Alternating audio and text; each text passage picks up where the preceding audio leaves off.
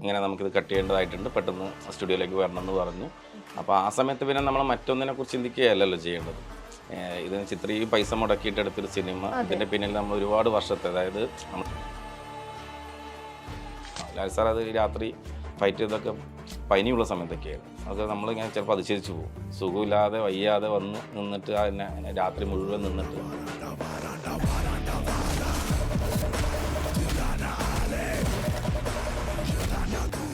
കുരുമുരുകൻ സിനിമയിലൊക്കെ പുള്ളി ചില നമ്മൾ ഞെട്ടിച്ച ഫൈറ്റുകളൊക്കെ സുഖമില്ലാത്ത സമയത്തൊക്കെ ചെയ്തിട്ടുണ്ട്. ആനിമൽ നമ്മുടെ രൺബീർ കപൂറിന്റെ ഹിന്ദി മൂവിയിൽ എഡിറ്റ് ചെയ്യാൻ വേണ്ടിയിട്ട് അഖിലേഷ് എന്ന് പറഞ്ഞ എഡിറ്ററിനെ കേരളത്തിൽ നിന്ന് കൊണ്ടുപോയിന്ന് കേട്ടു. ചെറിയ ആക്ഷൻ ആയിരിക്കും, പോയിട്ട് ചെയ്യാന്ന് തന്നെ. അവിടെ എത്തപ്പോഴാണ് അറിഞ്ഞത് വൻ പടമാണെന്നും വൻ പരിപാടിയാണെന്നും. അതിലെ എല്ലാ 5 സെക്കൻഡ്സും ഞാനാണ് ചെയ്തത്.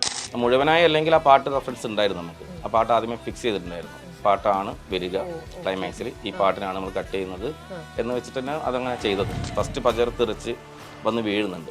അത് ശരിക്കും പുള്ളിയുടെ മനസ്സിലുണ്ടായിരുന്നത് അത് മറിഞ്ഞ് വന്ന് ഇങ്ങനെ കിടന്ന് ഇതിൻ്റെ മുകളിലൂടെ ഫയർ വെച്ചിട്ട് അതിൽ വന്ന് ലാൽ സാർ വന്ന് ചോപ്പർ ഇങ്ങനെ കാണണം എന്നുള്ളത് പറഞ്ഞതാണ്. ഈ വണ്ടി മറിഞ്ഞ് അഥവാ ഉദ്ദേശിച്ച പോലെ വീണില്ലായിരുന്നെങ്കിൽ നമ്മളതിനെ കെട്ടി റോപ്പ് ഇട്ടിട്ട് അതേപോലെ വരുത്തിക്കുമായിരുന്നു. പക്ഷേ അത് അതുപോലെ വന്ന് വീണു. സ്പോട്ട് എഡിറ്റർ ആയിട്ട് നിന്ന അഖിലേഷാണ് എംപുരാനിലേക്ക് വന്നപ്പോൾ താങ്കളായിരുന്നു ഈ സിനിമയുടെ എഡിറ്ററും സ്പോട്ട് എഡിറ്ററും എല്ലാം. സുപ്രിയ മാഡം, അതായത് രാജുവേട്ടൻ്റെ കൂടെ നിന്ന് അസിസ്റ്റന്റ് ഡയറക്ടേഴ്സ് ടീമുണ്ടല്ലോ, അസോസിയേറ്റ് അസിസ്റ്റൻസ്, അവർക്കൊരു പാർട്ടി പ്ലാൻ. അത് രാജുവേട്ടൻ അറിയാതെ പ്ലാൻ. ഇതിലൊരു മാറ്റം എന്താണെന്ന് വെച്ച് കഴിഞ്ഞാൽ അക്കു ആയിരിക്കും ഇതിൻ്റെ എഡിറ്റർ എന്ന് പറയും. ഇത് ഫസ്റ്റ് പോയിട്ട് അപ്പം തന്നെ ഞാൻ പുള്ളിനെ കെട്ടിപ്പിടിച്ചിട്ട് പറഞ്ഞു, നിങ്ങളെ വാക്ക്. നിങ്ങൾ അറിഞ്ഞോ, മൈൽ സ്റ്റോൺ ഇവന്റ്സിന്റെ കിഡ് സമ്മർ ക്യാമ്പ് ഈ വരുന്ന ഏപ്രിൽ 29, 30 തീയതികളിൽ കൊച്ചിയിൽ വെച്ച് നടക്കാണത്രേ. ഈ ഒരു സമ്മർ ക്യാമ്പിൽ അവരെ എന്റർടൈൻ ചെയ്യാനായിട്ട് ഒരുപാട് സെലിബ്രിറ്റീസും എത്തുന്നുണ്ട്. നിങ്ങൾക്ക് താല്പര്യമുണ്ടെങ്കിൽ താഴെ കാണുന്ന നമ്പറിൽ എത്രയും പെട്ടെന്ന് ഞങ്ങളുമായി കോൺടാക്ട് ചെയ്യുക.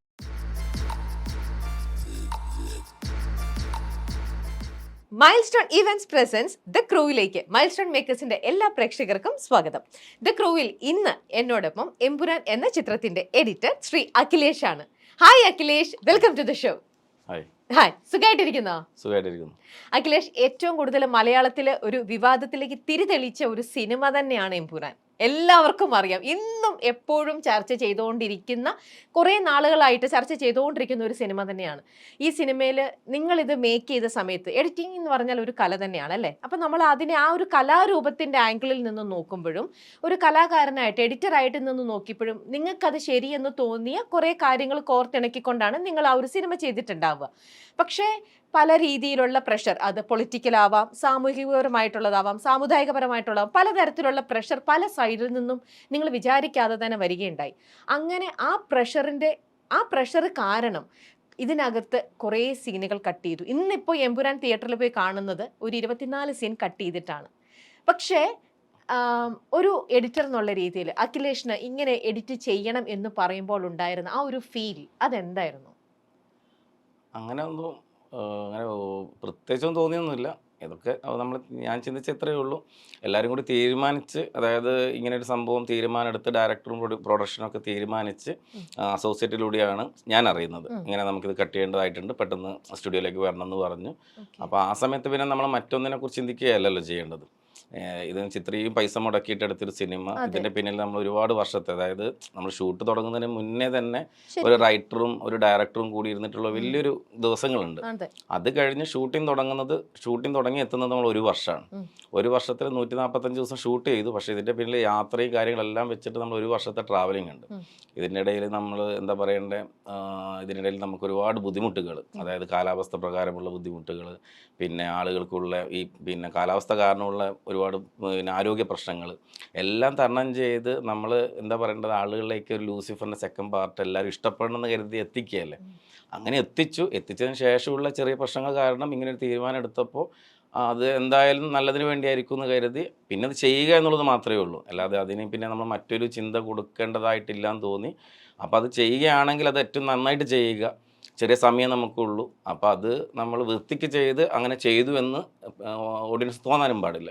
അതുകൊണ്ട് നമ്മൾ 2 ദിവസം ഇരുന്ന് നല്ല വൃത്തിക്ക് ചെയ്ത്, ഇപ്പോഴും എനിക്ക് തോന്നുന്നത് കണ്ടു കഴിഞ്ഞാൽ അങ്ങനെ ഒരു കട്ട് ചെയ്തതായിട്ട് കണ്ടവർക്ക് തോന്നുമല്ലാതെ പുതിയ ഫസ്റ്റ് കാണുന്നവർക്ക് ഒരിക്കലും അങ്ങനെ ഭാഗം കട്ട് ചെയ്ത് പോയതായിട്ട് തോന്നില്ല. അപ്പോൾ ഞാൻ കൂടുതൽ ശ്രദ്ധിച്ച് അതിനായിരുന്നു കാര്യം. ഓക്കെ, ഇത് ചെയ്യുകയാണെങ്കിൽ അതൊരിക്കലും എന്താവാൻ പാടില്ല, ഓഡിയൻസിന് അത് ഫീൽ ചെയ്യാൻ പാടില്ല എന്ന് കരുതി അത് ചെയ്തു. പിന്നെ അങ്ങനെ വേറൊന്നും ഞാൻ ചിന്തിച്ചിട്ടില്ല. കാരണം വെച്ചാൽ ആ ഒരു സൃഷ്ടി നിലനിൽക്കുക എന്നുള്ളതാണല്ലോ നമ്മൾ ആലോചിക്കുന്നത്. കാര്യം ഇത്രയും കഷ്ടപ്പെട്ടെടുത്തൊരു സിനിമയാണ്. അത് പല കാരണങ്ങൾ കൊണ്ട് മുടങ്ങി പോകാൻ പാടില്ല. അത് ആളുകൾക്ക് എത്താതിരിക്കരുത് എന്നൊരു ചിന്ത മാത്രമേ ആ സമയത്ത് ചിന്തിച്ചിട്ടുള്ളൂ ഞാൻ. ഓക്കെ. അപ്പൊ ഈ ഒരു സിനിമ തന്നെ ഈ ഒരേ സിനിമയിൽ 2 സമയത്തും ഇരുന്ന് എഡിറ്റ് ചെയ്യുക ഉണ്ടായിട്ടുണ്ട്. അപ്പൊ ആദ്യമേ ഭയങ്കര ഒരു എക്സൈറ്റ്മെന്റിലും ഒരു വല്ലാത്തൊരു സന്തോഷത്തോടെ ഇല്ല. കാരണം ലൂസിഫറിന്റെ സെക്കൻഡ് പാർട്ട് എല്ലാവരും വളരെ പ്രതീക്ഷയോടെ കാത്തിരിക്കുന്ന ഒന്ന്. അപ്പൊ അതിനകത്ത് നിങ്ങൾ വർക്ക് ചെയ്തപ്പം ഓക്കെ ഒരു കുഴപ്പവും വരാതെ സൂപ്പറായിട്ട് അങ്ങനെ ആക്കണം, ഒരു ശരിക്കും സന്തോഷം ഒരു എക്സൈറ്റ്മെന്റും ഉണ്ടായിരുന്നു ആദ്യമേ ഇതിന്റെ എഡിറ്റിംഗിൽ ഇരിക്കുമ്പോൾ. രണ്ടാമത് ഇത്രയും കോൺട്രവേഴ്സി വന്നതിന് ശേഷം എഡിറ്റ് ചെയ്യുമ്പോൾ കുറച്ചും കൂടെ ഒരു ഫിയർ ഫാക്ടർ ഉള്ളിൽ വെച്ചിട്ടാണോ? കാരണം ഒരുപാട് ഇങ്ങനെ കേൾക്കുന്നപ്പോൾ ഇത് ചെയ്യുമ്പോൾ ഇവിടെ കറക്റ്റ് ആവുമോ, ഇത് ശരിയാവുമോ, അങ്ങനെ ഒരു എഡിറ്റർ എന്നുള്ള രീതിയിൽ അഖിലേഷിന് അങ്ങനെ രണ്ടും തമ്മിലുള്ള ഒരു ഫീൽ? ഇല്ല, അങ്ങനെയൊന്നും ചെയ്തിട്ടൊന്നും. നമ്മൾ ഈ പറഞ്ഞ പോലെ ഈ സിനിമ ടോട്ടൽ ചെയ്തെടുക്കാൻ എടുത്തൊരു ബുദ്ധിമുട്ടുണ്ടല്ലോ, അതിനപ്പുറത്തേക്ക് വലിയൊരു ബുദ്ധിമുട്ടൊന്നും നമുക്ക് ഫീൽ ചെയ്തില്ല. നമ്മൾ ചെയ്തതിൽ നിന്ന് ചെറിയ മാറ്റങ്ങളല്ലേ വരുത്തുന്നുള്ളൂ. നമ്മൾ ശരിക്കും ബുദ്ധിമുട്ടിയതും അല്ലെങ്കിൽ നമ്മൾ ഒരുപാട് കഷ്ടപ്പെട്ട് ചെയ്തു വന്നത് ആ സിനിമ മുഴുവനായിട്ട്. അത് ആദ്യത്തെ ഒരു ഘട്ടമാണ്. നമ്മൾ ഒരുപാട് ടൈം എടുത്തിട്ട് ചെയ്തു വന്നത്. അത് സന്തോഷത്തോടെ തന്നെയാണ് നമ്മൾ തിയേറ്ററിൽ എത്തിച്ചത്. പിന്നെ ഈ പ്രശ്നം വന്നതൊന്നും ഞാൻ അങ്ങനെ ചിന്തിച്ചിട്ടില്ല. ഓക്കെ. പക്ഷെ എന്നാലും ചിന്തിച്ചിട്ടില്ല എന്ന് പറയുമ്പോൾ പോലും ഇതൊക്കെ നമ്മൾ സിനിമ ഒരു ഭാഗം കോൺട്രവേഴ്സി വന്നപ്പം ഒരു ഭാഗം ആൾക്കാർ പറയുന്നുണ്ട് സിനിമയെ സിനിമയായിട്ട് തന്നെ കാണണം. കാരണം ഇതെല്ലാം ഒരു കലയാണ്. നമ്മൾ അതിനകത്ത് അതിൻ്റെ ബാക്കിൽ വേറെ എന്തെങ്കിലും ഉണ്ടോ, അങ്ങനെ നമ്മൾ കീനായിട്ട് അതിനെ ഒബ്സർവ് ചെയ്യാൻ പോയാൽ നമുക്ക് പല സിനിമയിൽ നിന്നും പല പല കാര്യങ്ങളുണ്ടാവും. ഓരോ വാക്കുകളിൽ നിന്നും ഡയലോഗിൽ നിന്നും ദ്വരാർത്ഥങ്ങൾ എടുക്കാം, അങ്ങനെയൊക്കെ. പക്ഷേ ഒരു ആർട്ട് ഫോം എന്നുള്ള രീതിയിൽ സിനിമയെ അപ്രോച്ച് ചെയ്യുക, അല്ലെ സിനിമയെ കാണുക എന്ന് ചെയ്യുമ്പോൾ ആ ഒരു സമയത്ത് 2 സീൻ ആയിക്കോട്ടെ, ജസ്റ്റ് ഒരു സീൻ ആയിക്കോട്ടെ, അത് എഡിറ്റ് ചെയ്യുക എന്ന് പറയുമ്പോഴും ഇപ്പോഴത്തെ ഈ ഒരു സാഹചര്യത്തിൽ ഇങ്ങനെ ഒരു ചെയ്യുമ്പം അത് ശരിക്കും ഒരു രീതിയിലും അഖിലേഷിനെ അഫക്റ്റ് ചെയ്യില്ല എന്ന് പറഞ്ഞാൽ അത് ഇല്ല, എനിക്കങ്ങനെ തോന്നിയിട്ടില്ല. കാര്യം അത് നമ്മളെ സംബന്ധിച്ചിട്ട് ഇപ്പോൾ നമ്മൾ സിനിമ, ഞാൻ ഇപ്പോൾ നേരത്തെ പറഞ്ഞില്ല, ആ സിനിമ മുഴുവനായിട്ട് എന്തെങ്കിലും ഇഷ്യൂസിലൂടെ കാണിക്കാതിരിക്കുക എന്ന് പറയുന്നതാണ് നമ്മളെ വിഷമിപ്പിക്കുന്ന ഒരു കാര്യം. ഇല്ലെങ്കിൽ നമ്മൾ ഇത്രയും കഷ്ടപ്പെട്ട സിനിമ ആളുകൾക്ക് എത്താതെ പോകുക, ഇപ്പോൾ ഒരുപാട് നെഗറ്റീവ് കമൻസുകൾ വന്ന് കാണാൻ ഇഷ്ടപ്പെടുന്നവർ പോലും കാണാതിരിക്കുക, അതാണ് നമ്മൾ ഏറ്റവും കൂടുതൽ വിഷമിപ്പിക്കുക. അപ്പോൾ അതിലിപ്പോൾ നമ്മൾ കുറച്ച് മാറ്റങ്ങൾ, ഓക്കെ വിഷമങ്ങൾ ഉണ്ടാവുമായിരിക്കും, പക്ഷേ ഇപ്പോൾ അതിനെക്കുറിച്ച് നമ്മൾ സംസാരിച്ചിട്ട് കാര്യമില്ല. കാര്യം എന്ന് വെച്ചാൽ അത് കഴിഞ്ഞു, ആ പരിപാടി കഴിഞ്ഞു, നമ്മളത് നന്നായിട്ട് വർക്ക് ചെയ്തു, റീസെൻസർ ചെയ്തു, പടം ഇപ്പോൾ റിലീസ് ചെയ്തു. ഇപ്പോഴും അതിനെ കാണുന്നവരെല്ലാവരും നല്ല അഭിപ്രായം പറയുന്നത്. അങ്ങനെ അത് എനിക്ക് തോന്നുന്നു ഇതിൻ്റെ റിവ്യൂസൊക്കെ നമ്മൾ കാണുമ്പോൾ കട്ട് ചെയ്തതിനെ കുറിച്ച് ചോദിക്കുമ്പോൾ തന്നെ അത് ഇല്ല, അങ്ങനെ ഫീൽ ചെയ്യുന്നില്ല, അങ്ങനെ ഒരുപാടൊന്നും കട്ട് ചെയ്തതായിട്ട് തോന്നുന്നില്ല എന്നാണ് പറയുന്നത്. അപ്പോൾ അതുകൊണ്ട് തന്നെ അതിലേക്കൊന്നും കൂടുതൽ ആളുകളും ശ്രദ്ധിക്കുന്നില്ല എന്നുള്ളതാണ്. ആളുകൾ ആ സിനിമയിൽ മുഴുകിയിരിക്കുന്നു എന്നുള്ളതാണ് അതിൻ്റെ അർത്ഥം. അങ്ങനെയാണെങ്കിൽ ഇപ്പൊ പറഞ്ഞതിനോട് കൂടി ഞാൻ ചോദിക്കുക, അങ്ങനെ ചില സീനുകൾ കട്ട് ചെയ്തത് കൊണ്ട് സിനിമേനെ ബാധിച്ചില്ല എന്ന് പറയുന്നുണ്ടല്ലോ. അങ്ങനെ ആയിരുന്നെങ്കിൽ ആ എടുത്തു വെച്ചിരുന്ന സീൻ ശരിക്കും ആ സിനിമയ്ക്ക് ആവശ്യമുള്ളതായിരുന്നില്ലേ? അല്ല, അതിപ്പോൾ നമ്മൾ ആവശ്യമില്ലാതെ ഒന്നും എടുക്കില്ലല്ലോ. അല്ല, അങ്ങനെയല്ല. ഇപ്പൊ ചില ആൾക്കാരുടെ പലരും പല രീതിയിൽ പറയുമ്പോൾ വേറൊരാൾക്കാരുടെ ആംഗിൾ നോക്കുമ്പോൾ ആ ഒരു സിനിമയിൽ കോർത്തിണക്കി വെച്ചിരുന്ന സീനുകൾ ചിലതെടുത്ത് മാറ്റിയാൽ അത് ആ സിനിമേനെ ഒരു രീതിയിലും ബാധിക്കുന്നില്ല എന്നുണ്ടെങ്കിൽ ആ സീൻ വെച്ചത് ശരിക്കും വേണമായിരുന്നില്ല എന്നും ഒരു സൈഡിൽ സംസാരിക്കുന്ന ആൾക്കാരുണ്ട്. അതുകൊണ്ട് ഞാൻ ചോദിച്ചു എന്ന് മാത്രം. ഇല്ല, അങ്ങനെ ആയില്ലേ. നമ്മളിപ്പോൾ ഒരു ഡയറക്ടറും പിന്നെ ഒരു റൈറ്ററും കൂടി തീരുമാനിച്ചു, അത് ഒരു പ്രൊഡക്ഷനെ ബോധ്യപ്പെടുത്തി ആ സിനിമ ഷൂട്ട് ചെയ്തു, പിന്നീടാണ് നമ്മളൊക്കെ ഇതിലേക്ക് കൊണ്ടുവരുന്നത്. അപ്പോൾ നമ്മളും കഥ കേട്ട് നമ്മളതിന് മറ്റുള്ള കാര്യങ്ങളും ചിന്തിക്കും. നിങ്ങൾ പറഞ്ഞ പോലെ ഇതൊരു കലയായി കണ്ടുകൊണ്ട് നമ്മളെല്ലാവരും മരിച്ച് പണിയെടുത്തു, ആത്മാർത്ഥമായിട്ട് പണിയെടുത്തു. പിന്നെ സിനിമ ഇറങ്ങിയതിന് ശേഷം ഇപ്പം ഇതല്ല, ഈ പൊളിറ്റിക്സ് അല്ലാതെ തന്നെ നമ്മൾ മറ്റുള്ള രീതിയിലും പല മാറ്റങ്ങൾ സിനിമയിൽ പിന്നീട് ചെയ്തിട്ടുണ്ട്. ചില സിനിമകൾ ക്ലൈമാക്സ് മാറ്റിയിട്ടുണ്ട്, പിന്നീട് ഷൂട്ട് ചെയ്തിട്ട് റിലീസ് ചെയ്തിട്ടുണ്ട്. പിന്നെ നമ്മൾ എനിക്ക് തോന്നുന്നു ഹരീഷൻസ് എന്ന സിനിമ 2 ക്ലൈമാക്സ് ഒക്കെ ഉണ്ടായിരുന്നു ആ സിനിമയ്ക്ക്. രണ്ട് രീതിയിൽ ഷൂട്ട് ചെയ്ത് വെച്ചിട്ട് പല സ്ഥലങ്ങളിൽ, ലാൽ സാർ കൂടുതൽ ഫാൻസ് ഉള്ള ഏരിയകളിൽ ലാൽ സാറിന് കിട്ടുന്നു, മമ്മൂക്കൊക്കെ കിട്ടുന്നു എന്നൊക്കെ പറയുന്ന ഒരുപാട് സംഭവങ്ങൾ ഉണ്ടായിരുന്നു. അപ്പം ഇത്തരം മാറ്റങ്ങൾ റിലീസിന് ശേഷമുള്ള മാറ്റങ്ങൾ പല രീതിയിൽ സംഭവിക്കുന്നതാണ്. അപ്പോൾ അതൊന്നും നമ്മൾ പിന്നെ അതിനെക്കുറിച്ച് ഞാൻ ഈ പറഞ്ഞ പോലെ അതൊരു മോശമായിട്ടോ അങ്ങനെ ചിന്തിക്കുന്നില്ല. എല്ലാ സിനിമയുടെ നല്ലതിനായിട്ട് കണ്ടുകൊണ്ട് മുന്നോട്ട് പോകുന്നു. ഓക്കെ. ഓരോ ഏരിയയും പൃഥ്വിരാജ് എന്ന് പറഞ്ഞ ഡയറക്ടർ അതിൽ കീനായിട്ട് പഠിച്ച് മനസ്സിലാക്കി ശരിക്കും അതിൽ ഡെഡിക്കേറ്റഡ് ആയിരുന്നു കംപ്ലീറ്റ് ആയിട്ട്. അതുകൊണ്ട് നമുക്ക് എല്ലാവർക്കും പണിയെടുക്കാൻ എളുപ്പമാണ്. ക്യാമറമാൻ ആയാലും എല്ലാ ആർട്ട് വർക്ക് ആയാലും പുള്ളിക്ക് കൃത്യമായിട്ട് ധാരണയുണ്ട്. അത് ഒരു ആർട്ട് വർക്ക്, ഒരു ഡിസൈൻ പറയുമ്പോൾ തന്നെ ഒരു ഹീറോ ഇവിടെ നിൽക്കുന്നു, വില്ലൻ ഇവിടെ നിൽക്കുന്നു, അപ്പോൾ അതിങ്ങനെ ഒരു ആർച്ച് വേണം, അല്ലെങ്കിൽ ഇത്ര ലെങ്ത് വേണം. അപ്പോൾ ആ ഒരു സ്പേസ് തന്നെ അത്രയും ഡീറ്റെയിൽ ആണ് ഈ ആർട്ട് ഡയറക്ടർക്കായാലും കൊടുക്കുന്നത്. ഓക്കെ. അത് കഥ പറയുമ്പോൾ തന്നെ ഈ രീതിയിലാണ് പറഞ്ഞു തരിക ഓ. നമുക്ക്. കട്ട് അനുസരിച്ച് ഷോട്ട് അഭിനയിച്ച് കാണിച്ചിട്ടൊക്കെയാണ് കഥ പറഞ്ഞു തരിക. ഒരു തവണ കഥ പറയുന്നത് കേട്ടാൽ തന്നെ നമുക്ക് ആ സിനിമ മുഴുവനായിട്ട് മനസ്സിലുണ്ടാവും. പിന്നെ സ്ക്രിപ്റ്റ് വായിക്കേണ്ട ആവശ്യമില്ല. അത്രയും വ്യക്തത ഉണ്ടായിരുന്നു. അതുകൊണ്ട് നിങ്ങൾക്ക് എല്ലാവർക്കും പണി ഈസി. അതുപോലെ തന്നെ പുള്ളി ആയാലും ഇങ്ങനെ ഫുൾ ടൈം എടുത്ത് സ്ക്രിപ്റ്റ് വായിച്ചിട്ട് എല്ലാ സിനിമ ഡയറക്റ്റും ചെയ്യുക. ആ. അത് പുള്ളി പറഞ്ഞതുപോലെ ഡയലോഗുകൾക്ക് എന്തെങ്കിലും ചേഞ്ചസ് വരുത്താനോ ആ. ജസ്റ്റ് എന്തെങ്കിലും ഡയലോഗ് നോക്കാൻ വേണ്ടി മാത്രമേ സ്ക്രിപ്റ്റ് നോക്കൂ. ബാക്കിയെല്ലാം പുള്ളിയുടെ മനസ്സിലുണ്ട്. അത് പറഞ്ഞു അതൊക്കെ ഇന്റർവ്യൂ നമ്മൾ എപ്പോഴും എല്ലാവരും പറയുന്ന കാര്യം. അതെ, എല്ലാവർക്കും അറിയുന്ന ഒരു കാര്യമാണത്. തറോ ആയിരുന്നു, അത്രയ്ക്കും തറോ ആയിരുന്നു എന്നുള്ളത്. ഈ ലൂസിഫറിന്റെ കൂടെ ഉണ്ടായിരുന്ന എല്ലാ ടെക്നീഷ്യൻസിനെയുമാണ് പൃഥ്വിരാജ് എമ്പുരാൻ എന്ന അടുത്ത അതിന്റെ 2ാം ഭാഗം വന്നപ്പോഴും കൂടെ കൂട്ടിയതെന്ന് കേട്ടിട്ടുണ്ട്. എൻ്റെ ടീം എനിക്ക് ഈ കംപ്ലീറ്റ് ക്രെഡിറ്റ് എനിക്ക് മാത്രമുള്ളതല്ല, എൻ്റെ ടീമിനുള്ളതാണ്. അദ്ദേഹം എപ്പോഴും പറയുന്ന ഒരു കാര്യമാണ്, എല്ലാവർക്കും എല്ലാ ലെവലിലുള്ള ഇതിൻ്റെ കൂടെ സപ്പോർട്ടിംഗ് സിസ്റ്റമായിട്ട് നിന്ന് എല്ലാവരെയും അദ്ദേഹം എപ്പോഴും മാനിച്ചും ബഹുമാനിച്ചുമാണ് സംസാരിക്കാറുള്ളതും അവർക്ക് നിങ്ങൾക്ക് വേണ്ട ഫ്രീഡം എല്ലാം തന്നിട്ടുണ്ടെന്നും പറയുന്നുണ്ട്. കാരണം എനിക്കറിയാം എൻ്റെ കൂടെ ടീമിലുള്ളവരെല്ലാം അവരവരുടെ ഫീൽഡിൽ അവരെല്ലാവരും ഏറ്റവും ബെസ്റ്റാണ്. ഏറ്റവും ബെസ്റ്റ് എന്ന് എനിക്ക് തോന്നിയ ആൾക്കാരെയാണ് ഞാൻ കൂടെ കൂട്ടിയത്. അതുകൊണ്ട് അവർക്ക് ഞാൻ എല്ലാ ഫ്രീഡവും അങ്ങ് കൊടുത്തു. ഇങ്ങനെ പൃഥ്വി പറഞ്ഞ് കേട്ടിട്ടുണ്ട്. ലൂസിഫർ എന്ന് നോക്കുമ്പോൾ അതിൽ നിന്നും അന്ന് അതിൽ ഒരു അസിസ്റ്റൻ്റ് ആയിട്ട് നിന്നിരുന്ന അല്ലെങ്കിൽ ഇതേപോലെ സ്പോട്ട് എഡിറ്റർ ആയിട്ട് നിന്ന അഖിലേഷാണ് ഞാൻ ആ ഒരു കാര്യത്തിൽ മാറ്റം കണ്ടത്. എംപുരാനിലേക്ക് വന്നപ്പോൾ താങ്കളായിരുന്നു ഈ സിനിമയുടെ എഡിറ്ററും സ്പോട്ട് എഡിറ്ററും എല്ലാം. ആ ഒരു ക്രൂവിൽ തന്നെ ഒരു പ്രൊമോഷൻ കിട്ടിയ ഒരേ ഒരാൾ ഞാൻ മനസ്സിലാക്കിയെടുത്തോളം അത് താങ്കൾ മാത്രമാണ്. ആ ഒരു ഫീലും സന്തോഷവും അതെങ്ങനെയായിരുന്നു അഖിലേഷ്? പ്രത്യേകം പറയണ്ട, ഒരുപാട് സന്തോഷമുള്ള കാര്യം. ഒരുപാടെന്ന് വെച്ചാൽ നമ്മൾ ആഗ്രഹിക്കില്ല, ഈ ഒരു ഫീൽഡിലേക്ക് വന്നു തുടങ്ങിയ സമയത്ത് ഒരു 10 വർഷം, അതായത് 11 വർഷം മുന്നേ, 12 ആയിട്ടുണ്ട്. 2007 തുടങ്ങി എഡിറ്റിംഗ് പഠിച്ച് വന്ന് 2010 ആദ്യമായിട്ട് സിനിമ ചെയ്യുന്നത്. അപ്പോൾ ആ സമയം തൊട്ട് ആദ്യം അത്ര വലിയൊരു സ്വപ്നമില്ലായിരുന്നു, ചെയ്യാൻ പറ്റുമെന്ന് അറിയില്ലല്ലോ. അതായത് ഈ സിനിമയിലേക്ക് എത്താൻ പറ്റുമെന്ന് എനിക്ക് അറിയില്ല. അപ്പം നമ്മൾ ഒരു 2010 ഒരു പടം അസിസ്റ്റ് ചെയ്തു. പിന്നെ 2011 പിന്നെ അപൂർവരാഗം എന്ന് പറഞ്ഞ സിനിമയിൽ അസോസിയേറ്റ് ചെയ്ത് അതിലാണ് ആദ്യമായിട്ട് സ്പോട്ട് ചെയ്യുന്നത്. അത് കഴിഞ്ഞ് നമ്മൾ ഇത് എനിക്ക് ഓക്കെ ആണ്, കാര്യം ഇത് നമുക്ക് ചെയ്യാൻ പറ്റും എന്നുള്ള വിശ്വാസം വന്നതിന് ശേഷം നമ്മൾ എന്ത് ചെയ്തു, അതിനു വേണ്ടി ശ്രമിച്ചുകൊണ്ടിരുന്നു. പിന്നെ ഒരു വർഷമൊക്കെ നമ്മൾ ഗ്യാപ്പ് എടുത്ത് പിന്നെ സംജിത്കയുടെ കൂടെ അസിസ്റ്റൻ്റായിട്ട് കയറിയതിന് ശേഷം നമ്മൾ ഉള്ളിൽ വന്നു തുടങ്ങി, നമുക്ക് ഇത് തന്നെയാണ് എഡിറ്റർ ആവണം. അപ്പോൾ അന്ന് ആഗ്രഹിച്ചൊരു കാര്യമൊക്കെ തന്നെയായിരുന്നു ഒരു വലിയ സിനിമയുടെ എഡിറ്റർ ആവുക എന്നുള്ളത്. അത് ഞാൻ പറഞ്ഞിട്ടുണ്ട് സുഹൃത്തുക്കളോടൊക്കെ. ഞാനങ്ങനെ ചെറിയ സിനിമേനെ നമ്മൾ താഴ്ത്തി കെട്ടുന്നില്ല, ഒരു വലിയ സിനിമകളുടെ എഡിറ്റർ എന്ന് വെച്ചാൽ നമ്മളെപ്പോഴും ഫോക്കസ് ചെയ്യുന്ന കുറേ എഡിറ്റേഴ്സ് ഉണ്ടല്ലോ. ഇപ്പോൾ നമ്മൾ ശ്രീകർ പ്രസാദ് സാർ ആയാലും ആ സമയത്ത് നമ്മൾ സംജിത്ക ആയാലും ഡോൺ മാക്സ് ആയാലും എല്ലാവരും വലിയ സിനിമകൾ ചെയ്യുന്ന. അപ്പോൾ ആ രീതിയിൽ അപ്പോൾ എനിക്കും അത്തരം സിനിമകൾ ചെയ്യണമെന്ന് ഭയങ്കര ആഗ്രഹമായിരുന്നു. അത് ഞാൻ നമ്മളെ സംജിതയോടും പറഞ്ഞിട്ടുണ്ട്, നമ്മുടെ സുഹൃത്തുക്കളോടും പറഞ്ഞിട്ടുണ്ട്. അപ്പോൾ അത് നടപ്പിലായി കാണുമ്പോൾ ഒരുപാട് സന്തോഷമുണ്ട്, അതിന് വേണ്ടി ഒരുപാട് കഷ്ടപ്പാടുമുണ്ട്.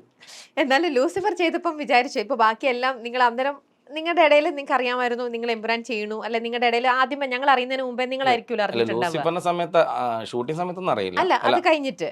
അപ്പോൾ അന്നേരം വിചാരിച്ചു എംപുരാൻ എനിക്ക് കിട്ടും, ഇങ്ങനെ ഫുള്ളായിട്ട് ഞാനായിരിക്കും ചെയ്യാൻ പോകണമെന്ന് വിചാരിച്ചോ? അല്ല, അതൊരു പ്രത്യേക ദിവസമായിരുന്നു. അതായത് ലൂസിഫർ നടക്കുന്ന സമയത്ത് ഒരു പകുതി ആയപ്പോഴാണ് എന്നോട് രാജുവേട്ടൻ അടുത്തൊരു പടം നീ ഇൻഡിപെൻഡൻ്റ് ആയിട്ട് ചെയ്തു എന്ന് പറയുന്നത്. അത് ഷാജോൻ ചേട്ടൻ ഡയറക്റ്റ് ചെയ്ത ബ്രദേഴ്സ് ഡേ. അതിൻ്റെ ഷൂട്ട്, അതായത് ഇതിൻ്റെ റിലീസിൻ്റെ, അതായത് മാർച്ച് 28 ഒരു 10 ദിവസം മുന്നേ ഷൂട്ട് തുടങ്ങി ബ്രദേഴ്സ് ഡേ. പക്ഷെ ഇതിൻ്റെ വർക്ക് കഴിഞ്ഞിട്ടുമില്ല. അപ്പോൾ എനിക്ക് പോകണം, അതായത് ബ്രദേഴ്സ് ഡേക്കും ഞാൻ സ്പോട്ട് എഡിറ്റിൽ വേണമെന്ന് ആര് പറഞ്ഞിട്ടുണ്ട്, ഷാജോൻ ചേട്ടൻ പറഞ്ഞിട്ടുണ്ട്. പക്ഷേ എനിക്ക് പോകാൻ പറ്റില്ല, കാരണം വെച്ചാൽ ഇത് ഫൈനലാക്കി തിയേറ്ററിൽ എത്തിക്കണമല്ലോ. അപ്പം ആ സമയത്ത് രാജോട്ടൻ തന്നെ ഷാജോൻ ചേട്ടനെ വിളിച്ചിട്ട് പറഞ്ഞു ഒരു 10 ദിവസം ഒന്ന് അഡ്ജസ്റ്റ് ചെയ്യണം, അക്കു ഇതെല്ലാം സെറ്റാക്കിയിട്ട് തിയേറ്ററിൽ എത്തിച്ചിട്ടേ വരൂ, അപ്പോൾ ഒന്ന് അഡ്ജസ്റ്റ് ചെയ്യണം എന്ന് പറഞ്ഞപ്പോൾ ഷാജോൻ ചേട്ടൻ പറഞ്ഞു ഒന്നും കൊണ്ടും പേടിക്കേണ്ട, രാജുവിൻ്റെ ഇഷ്ടം പോലെ, അതായത് ഭംഗിയായി ഹാപ്പി ആയിട്ട് അവനിങ്ങ് വിട്ടാൽ മതി, തൽക്കാലം അവനോട് ആരുടെങ്കിലും ഒരാളോട് സ്പോട്ടിന് വരാൻ പറയാമെന്ന് പറഞ്ഞ് ഞാൻ വേറെ ആളെ സ്പോട്ടിന് വിട്ടു. അത് കഴിഞ്ഞ് ഞാൻ റിലീസ് കഴിഞ്ഞിട്ട് പിറ്റേന്ന് നേരെ ബ്രദേഴ്സ് ഡേ ജോയിൻ ചെയ്ത് അവിടെ ഷൂട്ട് നടന്നുകൊണ്ടിരിക്കുമ്പോഴായിരുന്നു ഒരു മെയ് 1, അന്ന് ലീവല്ലേ. അപ്പോൾ അന്നത്തെ ദിവസം നമ്മളെ സുപ്രിയ മാഡം, അതായത് രാജുവേട്ടൻ്റെ കൂടെ നിന്ന് അസിസ്റ്റൻറ്റ് ഡയറക്ടേഴ്സ് ടീമുണ്ടല്ലോ, അസോസിയേറ്റ് അസിസ്റ്റൻസ്, അവർക്കൊരു പാർട്ടി പ്ലാൻ ചെയ്തു. അത് രാജുവേട്ടൻ അറിയാതെ പ്ലാൻ ചെയ്തു. അതായത് പിന്നെ അവരുടെ ഫ്ലാറ്റിൽ വെച്ചിട്ട് നിങ്ങൾ വരണം എന്ന് പറഞ്ഞ് വാവക്ക തുടങ്ങിയ നമ്മളെ ഈ ഡയറക്ഷൻ ടീമിനെല്ലാവരും വിളിച്ചു. ഇതിലേക്കുണ്ട് എന്നെ ഈ പറഞ്ഞതുപോലെ വാവക്ക വിളിക്കുന്നു, അവർക്ക് ഇങ്ങനെ പരിപാടിയുണ്ട് നീയും വരണം എന്ന് പറഞ്ഞു. കാര്യം നമ്മൾ ലാസ്റ്റ് ടൈമിന് പുള്ളിയുടെ കൂടെ നമ്മളൊരു ഡയറക്ഷൻ ടീമായിട്ട് തന്നെ കൂടെ നിന്നുകൊണ്ടായിരിക്കാം എന്നെയും വിളിച്ചു. അപ്പം ഞാൻ മാത്രമേ ഉള്ളൂ അതിലൊരു അധികപ്പറ്റായിട്ട് ഇത് കൂട്ടത്തിൽ കൂട്ടാൻ പറ്റാത്ത രീതിയിൽ ഞാൻ വരണമെന്ന് ചോദിച്ചു അവനില്ല പറഞ്ഞു സുപ്രീമേഡും പറഞ്ഞിട്ടുണ്ട് അക്കുനെ കൂട്ടിക്കോളാൻ പറഞ്ഞിട്ടുണ്ടെന്ന് പറഞ്ഞു. അങ്ങനെ ഞാൻ മാത്രം അങ്ങ് പോയി. അപ്പോൾ നമ്മൾ എല്ലാം നല്ല ടീമാണ്, നമ്മൾ ലൂസിഫർ നല്ല കമ്പനിയാണ്. അവിടെ എത്തി. അപ്പോൾ രാജുവേട്ടപ്പെട്ട നമ്മളെ കണ്ടു. ഇതെന്താ പരിപാടിയും ചോദിച്ചു. അപ്പം ആ സർപ്രൈസൊക്കെ പൊട്ടിച്ച് അങ്ങനെ നിന്ന് അന്നപ്പം എനിക്ക് വർത്തമാനം പറയാമെന്ന് പറഞ്ഞ് അങ്ങനെ പുള്ളിയുടെ ഫ്ലാറ്റിലിരുന്ന് അപ്പോഴാണ് പുള്ളി പറഞ്ഞത് ഈ ലൂസിഫർ ഇത്ര ഹിറ്റായതുകൊണ്ട് എന്തായാലും നമുക്ക് അടുത്തൊരു സിനിമയ്ക്ക് ഒരു സാധ്യതയുണ്ട്, അതിൻ്റെ സെക്കൻഡ് പാർട്ടിന് സാധ്യതയുണ്ട്. അപ്പം ഞാനിനി മറ്റു സിനിമയെക്കുറിച്ച് ചിന്തിക്കുന്നില്ല. അപ്പോൾ എന്തായാലും ഒരു എമ്പുരാൻ, അതായത് സെക്കൻഡ് പാർട്ട് തന്നെ ചെയ്യാൻ തീരുമാനിക്കുകയാണ്. ഇതേ സെയിം ടീം എൻ്റെ കൂടെ വേണം. ഇതിനിടയിൽ നിങ്ങൾക്ക് സിനിമ ചെയ്യേണ്ടവർക്ക് ചെയ്യാം, അതായത് ഡയറക്ഷൻ ചെയ്യേണ്ടവർക്ക് ചെയ്യാം. ചെയ്താലും നിങ്ങളെല്ലാവരും ഇതേ ഇതിൽ എൻ്റെ കൂടെ വർക്ക് ചെയ്യണം. എനിക്കിതിൽ വേറെ ടീമിൽ യാതൊരു മാറ്റവും ഇല്ല. പിന്നെ ഇതിലൊരു മാറ്റം എന്താണെന്ന് വെച്ച് കഴിഞ്ഞാൽ അക്കു ആയിരിക്കും ഇതിൻ്റെ എഡിറ്റർ എന്ന് പറഞ്ഞു. അപ്പോൾ ശരിക്കും ആ പാർട്ടി എനിക്ക് വേണ്ടിയുള്ളതായിരുന്നു എന്ന് തോന്നിപ്പോയി. അപ്പോൾ അത് അന്ന് ഭയങ്കര ഞാൻ സ്റ്റക്കായി. ഞാൻ എന്ത് പറയണ ഇവരൊക്കെ കൈയടിച്ചു, ഞാൻ സ്റ്റക്കായി. അപ്പോൾ അത് കഴിഞ്ഞ് വണ്ടിയിൽ വന്നുകൊണ്ട് നിൽക്കുമ്പോൾ അവരിങ്ങനെ പറഞ്ഞു ശരിക്കും ഇന്നത്തെ പാർട്ടി ആദ്യം ഞാൻ ഈ പറഞ്ഞ പോലെ അധികപ്പറ്റായിട്ടാണ് എനിക്ക് ഫീൽ ചെയ്തത്. ഞാൻ എന്തിനാണോ ഇവരെ കൂട്ടത്തിൽ പോയത് എന്ന് ചിന്തിച്ചു. ഞാൻ ഡയറക്ഷൻ ടീമിലുള്ളൊരു പാർട്ടിയല്ലേ, പക്ഷെ ആ പാർട്ടി ശരിക്കും അന്നത്തെ എൻ്റെ പാർട്ടിയായി മാറിയത്. പക്ഷെ ഞാൻ ആരോടും പറഞ്ഞില്ല. കാര്യം എനിക്കറിയില്ല. കാര്യം എന്ന് വെച്ചാൽ നമ്മൾ എത്രത്തോളം ഒരു സിനിമയല്ലേ, മാറ്റങ്ങൾ സംഭവിക്കാം പിന്നെയുള്ള ദിവസങ്ങളിൽ. അപ്പോൾ അത് ഞാൻ എന്നിട്ട് എന്ത് ചെയ്തു, ആരോട് പറഞ്ഞില്ല. കാര്യം അതങ്ങനെ പോട്ടെ എന്ന് കരുതി. ഇടയ്ക്കിടയ്ക്ക് ആരെങ്കിലും പുറത്തുനിന്ന് കറക്റ്റ് ചോദിക്കും എന്നോട്, എമ്പുരാൻ എഡിറ്റർ നീ എങ്ങനെ ചെയ്യുന്നതെന്ന് ചോദിക്കും. ഞാനപ്പോഴും ഇല്ല അങ്ങനെ ആയിരിക്കും, ചിലപ്പോൾ അറിയില്ല എന്നൊക്കെ പറഞ്ഞു നിന്നു. കാര്യം ആയിട്ട് കാണിക്കാന്ന് കരുതിട്ട് വെയിറ്റ് ചെയ്തു. ഓക്കെ, എന്നിട്ട് അതങ്ങ് റിയാലിറ്റിയിൽ അങ്ങ് സംഭവിച്ചു. എമ്പുരാന്റെ ഫൈനലി എഡിറ്ററായിട്ട് അഖിലേഷ് അങ്ങ് എത്തിപ്പിടിക്കുകയാണ്. അന്നേരം തോന്നിയ ഫീലോ അപ്പോ ഈ ഒരു ഡൗട്ട്ഫുൾ സ്റ്റേറ്റ് ഒക്കെ മാറി കൺഫേംഡ് ആയി? ഇല്ല, അത് പിന്നെ ബ്രോഡാഡ് ചെയ്തപ്പോൾ തന്നെ എനിക്കത് മനസ്സിലായി. കാരണം പുള്ളി ഡയറക്റ്റ് ചെയ്യുന്ന സിനിമയിലേക്ക് അടുത്തൊരു വർക്കിലേക്കും നമ്മളെ എടുത്തു എന്നുള്ളത്. പിന്നെ ഇതിനപ്പുറത്തേക്കെല്ലാം എനിക്ക് പറയാനുള്ളൊരു സാധനം കൂടിയുണ്ട്. കാര്യം എന്ന് വെച്ചാൽ നമ്മൾ ആശാനെ കുറിച്ച്, അതായത് നമ്മൾ സംജിത് കുറിച്ച്, ഞാൻ ഈ ലൂസിഫറിലേക്ക് ജോയിൻ ചെയ്തതിന് മുന്നേ സത്യം പറഞ്ഞ് ഞാൻ ഈ 10 വർഷമായിട്ട് എന്നോട് ഓഫർ ചെയ്ത കുറേ ഡയറക്ടേഴ്സ് ഉണ്ട്. എനിക്ക് എൻ്റെ ഒരു ഭാഗ്യം എന്ന് വെച്ചാൽ ഞാൻ വർക്ക് ചെയ്ത സ്പോട്ട് എഡിറ്റ് ചെയ്ത എല്ലാ ഡയറക്ടേഴ്സും എനിക്ക് പടം തരാമെന്ന് പറഞ്ഞ ആൾക്കാരാണ്. അത് അപ്പോൾ നമുക്ക് സന്തോഷമാണ്, നമ്മൾ വെയിറ്റിംഗ് ആയിരുന്നു. അപ്പോൾ ഈ ഒരു 10 വർഷത്തേക്ക് ഈ കാലയളവിൽ നമുക്കൊന്നും ഒരു പടം വന്നില്ലല്ലോ ടെൻഷൻ ഉണ്ടായിരുന്നു എനിക്ക്. ഒന്നും ആയില്ലല്ലോ എന്നുള്ള ടെൻഷൻ ഉണ്ടായിരുന്നു. അപ്പം ഞാനെന്ന് പറഞ്ഞിട്ട് എൻ്റെ ഒരു ഫ്രണ്ട് മുഖേന എനിക്ക് ചെറിയൊരു പടം വന്നു. അപ്പോൾ അതിന് സാലറി 50,000 രൂപ. അപ്പോൾ ഞാനത് ചെയ്യാൻ തീരുമാനിച്ചു.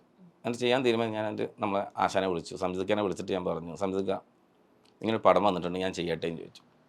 അപ്പോൾ പുള്ളി പറഞ്ഞു നിനക്ക് ഓക്കെ ആണെങ്കിൽ ചെയ്യാം, കഥ നല്ലതാണെങ്കിൽ ചെയ്യാം. അപ്പം പൈസ വിചാരിച്ചിട്ടോ അങ്ങനെയും ചെയ്യാൻ പാടില്ല. പിന്നെ വെറുതെ ഒരു കാർഡ്, അതായത് എഡിറ്റിംഗ് കാണിക്കാൻ വേണ്ടി ഒരിക്കലും ചെയ്യാൻ പാടില്ല. നിനക്കത് നന്നായി തോന്നുന്ന സിനിമ ചിലപ്പോൾ ഇറങ്ങിക്കഴിഞ്ഞാൽ നിനക്ക് എഡിറ്റിങ്ങിന് ഗുണമുണ്ടെന്ന് തോന്നിക്കഴിഞ്ഞാൽ ചെയ്യാം. പിന്നെ എല്ലാ നാണെങ്കിലും നീ ഇപ്പോൾ ഇങ്ങനെ ടെൻഷൻ അടിക്കേണ്ട ആവശ്യമില്ല. ഇപ്പോൾ ലൂസിഫർ തുടങ്ങാൻ പോവുകയാണ്. ലൂസിഫർ തുടങ്ങുന്ന സമയത്ത് നീ വാ, എന്നിട്ട് നീ എന്നും എൻ്റെ കൂടെ എങ്ങനെ വർക്ക് ചെയ്യുന്നു അതുപോലെ വർക്ക് ചെയ്യും. എനിക്ക് ഉറപ്പുണ്ട് ആ സിനിമ തീരുന്നതിന് മുന്നേ പൃഥ്വിരാജ് എനിക്ക് പടം തരും, എനിക്ക് ഉറപ്പുണ്ട്. ഇനി ചിലപ്പോൾ പറയാൻ പറ്റില്ല, പുള്ളി പറഞ്ഞ വാക്കാണ്.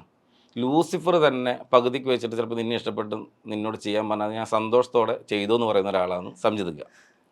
അപ്പോൾ അതുകൊണ്ട് നീ ഇത് ചെയ്, എനിക്ക് ഉറപ്പുണ്ട് നീ എന്നും എൻ്റെ കൂടെ ചെയ്യുന്ന പോലെ ചെയ്താൽ ലൂസിഫർ കഴിയുമ്പോഴേക്കും പൃഥ്വിരാജ് എനിക്ക് പടം തരൂ എന്ന് പറഞ്ഞപ്പോൾ ഞാൻ ഓൺ സ്പോട്ട് എൻ്റെ വീടിൻ്റെ മുറ്റത്ത് പറഞ്ഞ് ഓക്കെ ഡൺ, മറ്റേത് ക്യാൻസൽ എന്ന് പറഞ്ഞു. ഞാൻ നേരെ ലൂസിഫർ ലൊക്കേഷനിലേക്ക് പോയി. ഈ രാജുവേട്ടൻ അന്ന് എനിക്ക് പടം ഓഫർ ചെയ്ത അന്ന് പുള്ളി അവിടെ ഉണ്ട്. ഇത് ഫസ്റ്റ് പോയിട്ട് അപ്പം തന്നെ ഞാൻ പുള്ളിനെ കെട്ടിപ്പിടിച്ചിട്ട് പറഞ്ഞു നിങ്ങളെ വാക്ക് നടന്നു, അപ്പോൾ പിന്നെ രാജുവേട്ടൻ പടം തരാമെന്ന് പറഞ്ഞു എന്നാണ്. അല്ല എന്താ വെച്ചാൽ ചില ആൾക്കാർ ചിന്തിക്കും നമ്മൾ മെയിൻ എഡിറ്റർ ഉണ്ടായിട്ട് നമ്മൾ രണ്ടാമത്തെ പടത്തിലേക്ക് എഡിറ്റർ മാറുമ്പോൾ അതിലെന്തെങ്കിലും പ്രശ്നങ്ങൾ ഉണ്ടാവും എന്നൊക്കെ ചിന്തിക്കുന്നവർ എന്നോട് ചോദിച്ചിട്ടുണ്ട് പല ആൾക്കാർ. അപ്പോൾ അവർക്കുള്ളൊരു മറുപടിയും കൂടിയാണ്. പുള്ളി ഭയങ്കര സന്തോഷത്തോടു കൂടിയാണ് ലൊക്കേഷനിൽ വന്നു. സംജിത് എമ്പുരാൻ്റെ ലൊക്കേഷനിൽ വന്നിട്ടുണ്ടായിരുന്നു, കുറച്ച് സീനുകൾ കണ്ടിട്ടുണ്ടായിരുന്നു. അങ്ങനെ നമ്മളെപ്പോഴും അങ്ങനെ സ്നേഹിക്കുന്ന ഒരാളാണ് പുള്ളി. അപ്പോൾ ആ പുള്ളിനെ ഇപ്പോൾ ഓർക്കാണ്ടിരിക്കാനും പറ്റില്ലല്ലോ. തീർച്ചയായിട്ടും എന്തൊരു ബ്യൂട്ടിഫുൾ ആയിട്ടുള്ള ഒരു മൊമെന്റ് ആയിരുന്നു അതല്ലേ. പിന്നെ പൃഥ്വി അത്രയും കംഫർട്ടബിൾ ആണ് കൂടെ. അതുപോലെ അഖിലേഷിന്റെ കഴിവുകൾ നന്നായിട്ട് അറിയാവുന്നത് കൊണ്ടാണ് കൂടെയുള്ള യാത്രയിലെല്ലാം അക്കു എന്ന് പറഞ്ഞ സ്നേഹത്തോടെ കൂടെ അങ്ങ് കൂട്ടിയിരിക്കണത്. ഇതിനകത്ത് ഈ എംപുരാനകത്ത് നിങ്ങൾ യൂസ് ചെയ്തിരിക്കുന്ന സോഫ്റ്റ്വെയർ അത് ഏതാണ്? പ്രീമിയർ ആണോ അതോ പ്രീമിയർ ആണോ?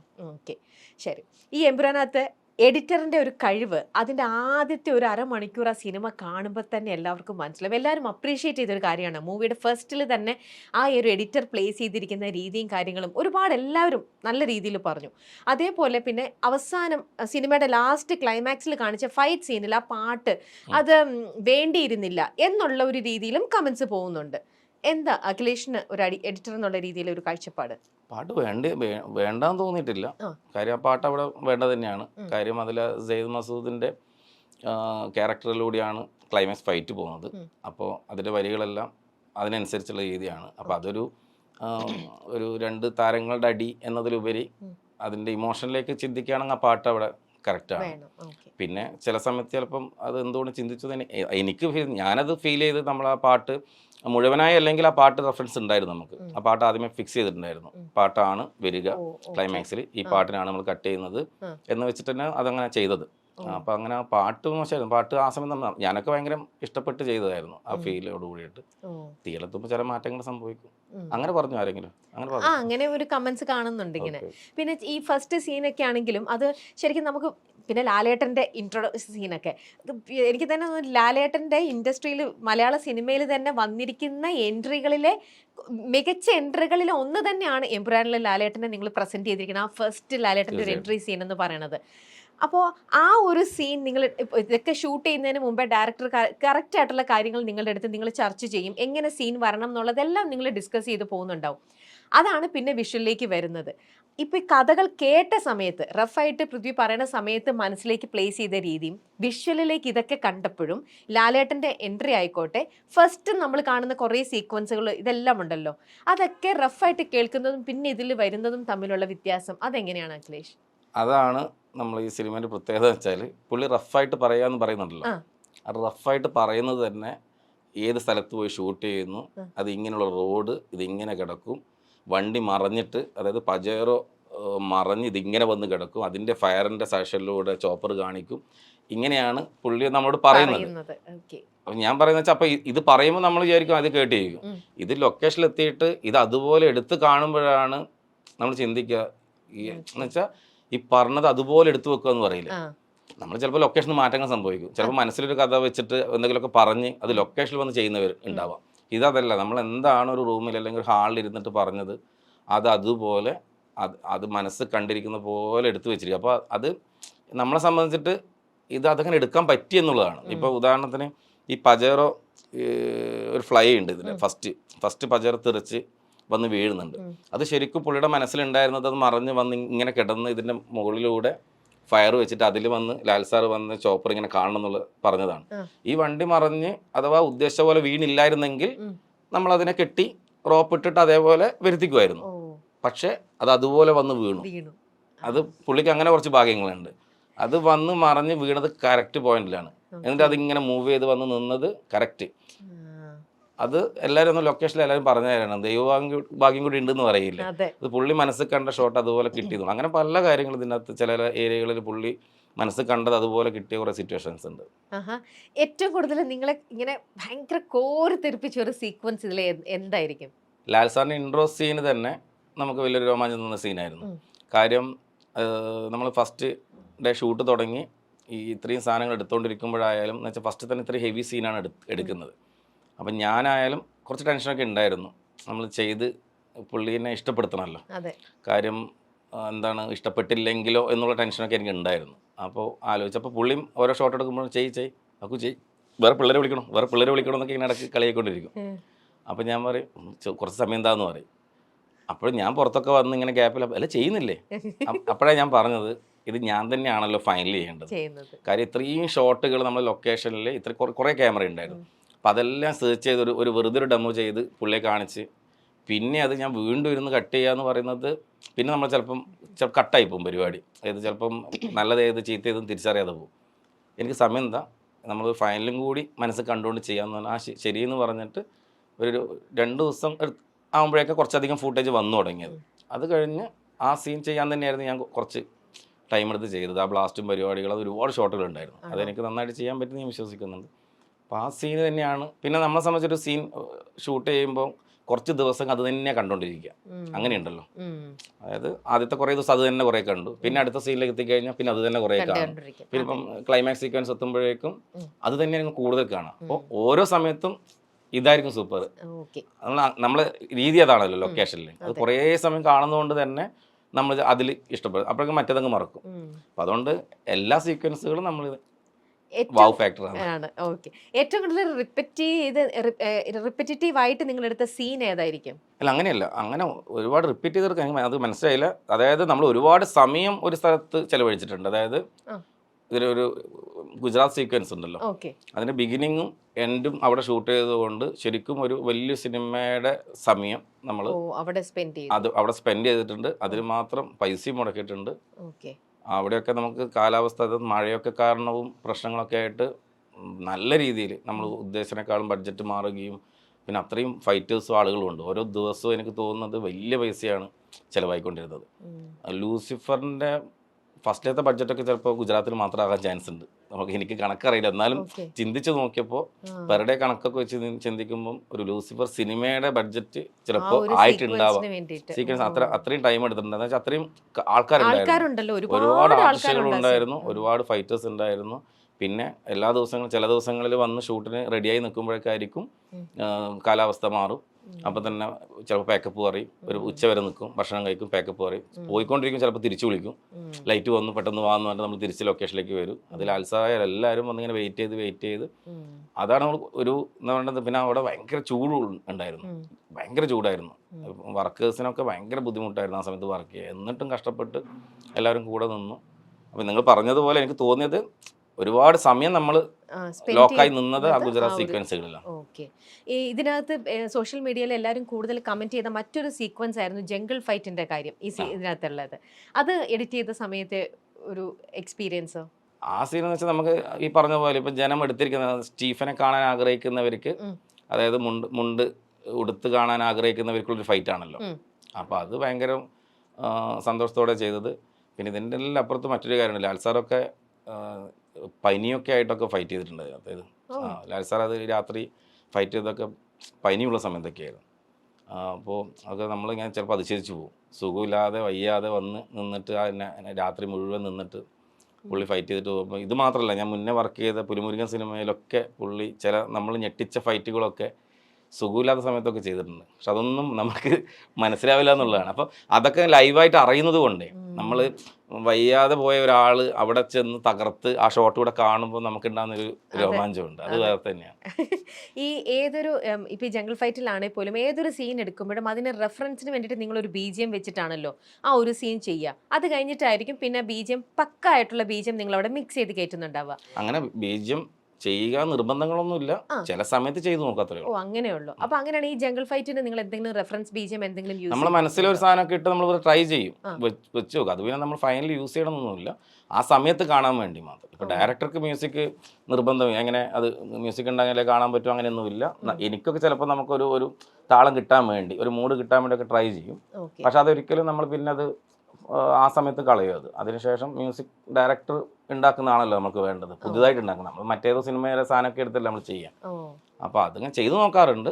അത് നിർബന്ധമുള്ള കാര്യങ്ങളൊന്നും അത് ചിലപ്പോൾ എല്ലാ ഡയറക്ടേഴ്സും ഇഷ്ടപ്പെടണമെന്നില്ല, അത് ഓരോ ഇഷ്ടങ്ങളാണ്. അത് ചിലപ്പോൾ നമ്മൾ ചിലപ്പോൾ ചോദിക്കും, മ്യൂസിക് വെറുതെ ഇട്ട് കാണിക്കണം ചോദിക്കും. അത് എന്തിനാന്ന് വെച്ച് കഴിഞ്ഞാൽ അദ്ദേഹത്തിന് സീൻ വർക്കായോ എന്ന് അറിയാനൊക്കെ വേണമെങ്കിൽ ഇടും. അപ്പോൾ മ്യൂസിക് ഇട്ടാൽ തന്നെ ഞാനിപ്പോൾ ഇട്ട് കാണിച്ച പുള്ളി ഇതല്ല മൂഡ്, വേറെ സാധനം പിടിച്ചോ എന്ന് പറയും, അങ്ങനെയൊക്കെ പറയാം. ഇത് ആനിമൽ നമ്മുടെ രൺബീർ കപൂറിന്റെ ഹിന്ദി മൂവിയിൽ അതിനകത്ത് ചില ഫൈറ്റ് സീൻസ് എഡിറ്റ് ചെയ്യാൻ വേണ്ടിയിട്ട് അഖിലേഷ് എന്ന് പറഞ്ഞ എഡിറ്ററിനെ കേരളത്തിൽ നിന്ന് കൊണ്ടുപോയിന്ന് കേട്ടു, വാസ്തവമാണോ? ചില ഫൈറ്റല്ല, എല്ലാ ഫൈറ്റും ആണോ? ഓ, ഞാൻ കേട്ട അതിനകത്ത് 1-2 സ്പെഷ്യൽ ഫൈറ്റ്സിന് വേണ്ടിയിട്ട് അഖിലേഷിനെ കൊണ്ടുപോയി കേട്ടത്. എല്ലാ ഫൈറ്റ് സീക്വൻസും ഞാനാണ് ചെയ്തത്. ഓൺലൈൻ എഡിറ്റ് ചെയ്യാൻ വേണ്ടി പോയതാണ്.